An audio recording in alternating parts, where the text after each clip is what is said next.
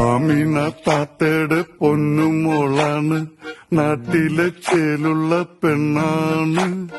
ബാപ്പാടെ പൊന്നാര മോളാണ്, ബാപ്പാടെ കൊച്ചു ബിയാത്തു. കരിമീൻ പിടക്കണ കണ്ണാണ്, കവിത തുടിക്കണ കണ്ണാണ്. കരളില് മുന്തിരിച്ചാറ് നിറയ്ക്കണൊരഴകിന്റെ പൊന്നുളി മുത്താണ്.